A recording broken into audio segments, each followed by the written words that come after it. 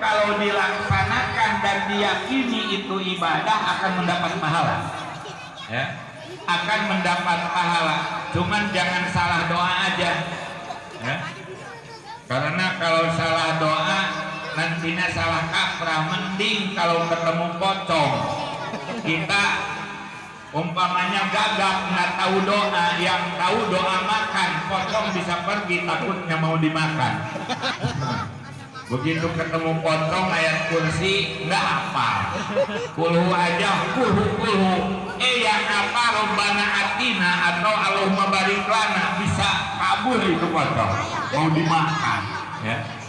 Di antaranya, walaupun memang betul yang penting doa, tapi ada situasinya.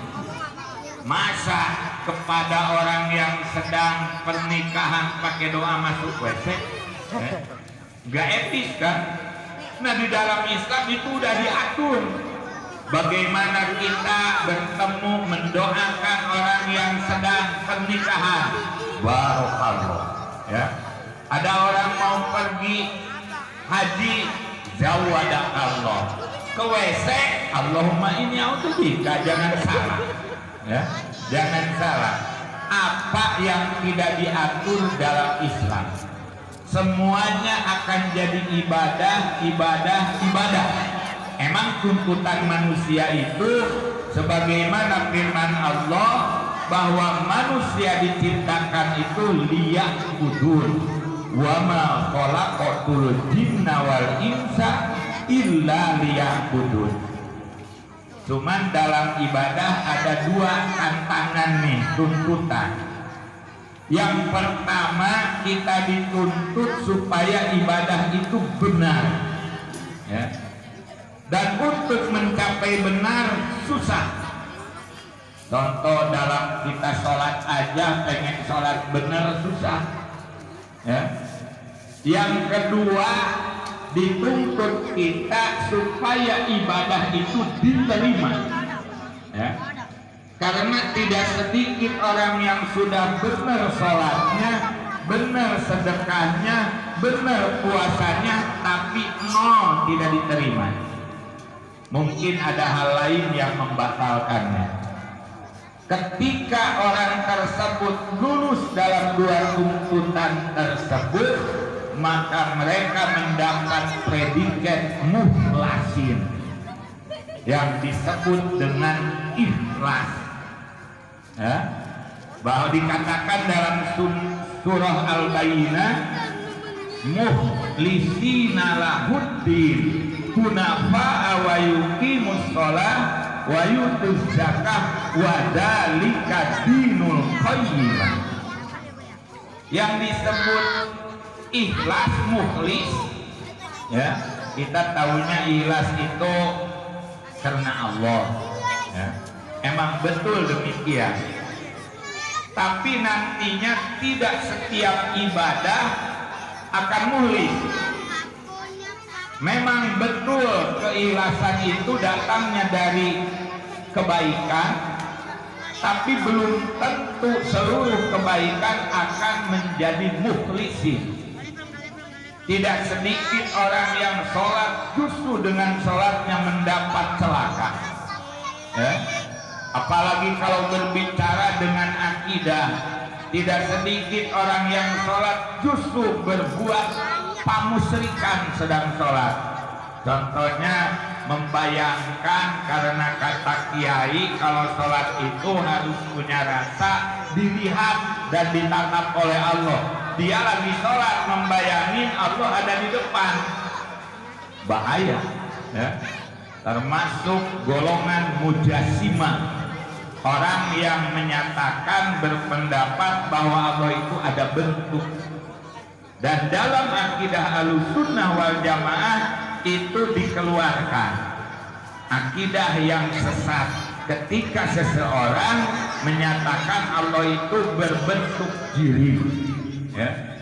Banyak hal sehingga disebutnya orang-orang yang dikeluarkan dari akidah Ahlussunnah disebutnya Khawarij, ya. Aliran sesat, walaupun kata Khawarij dulu awalnya dari pertikaian antara Muawiyah dan Syiah pada masa kekhalifahan Sayyidina Ali bin Abi Thalib. Di sana ada golongan Muawiyah dan Syiah, masing-masing berseteru padahal Islam dan Islam, dikarenakan golongan Syiah terlalu mendewa-dewakan Sayyidina Ali sampai ada sebagian yang menyatakan bahwa Ali itu adalah titisan ilahi.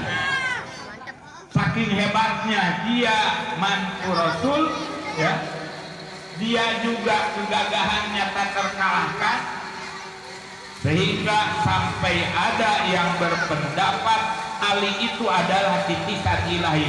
Padahal dalam akidah tidak ada sifat Allah satupun yang ada di manusia.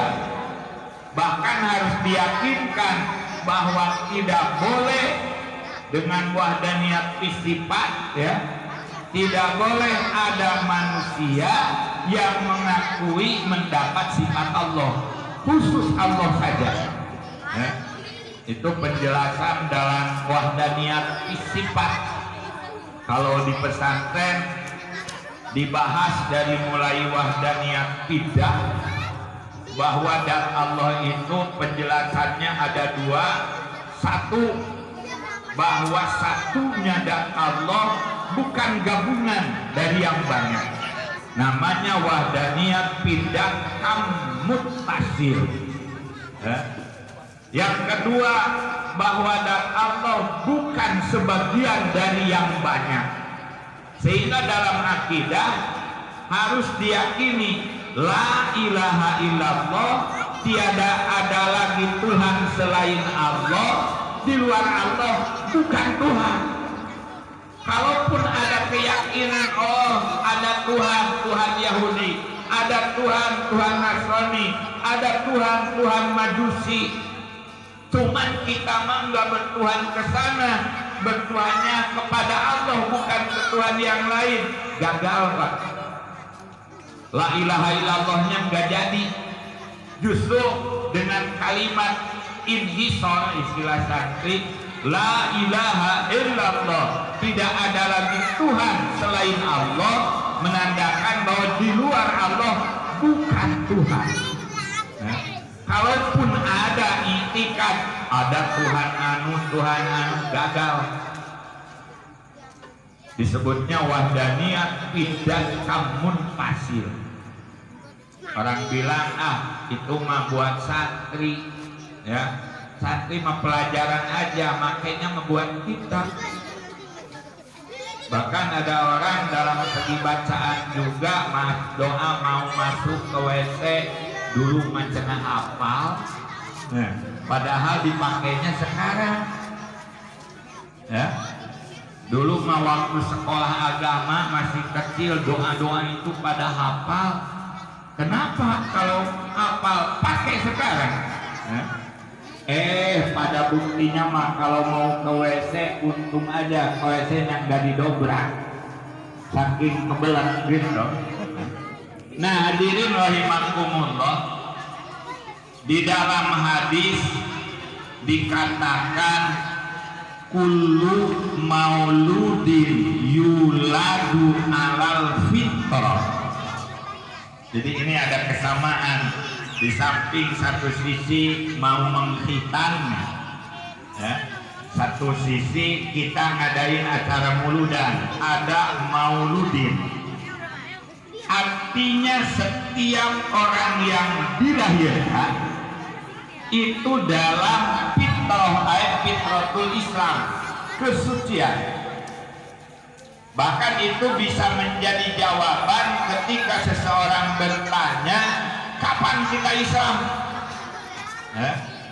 Ada orang bertanya kan sampai ada khusus namanya golongan ahli bai'ah, bahwa kita ini belum Islam, harus mengucapkan 2 kalimat syahadat, sampai dia harus dibai'at, ya, dibai'at.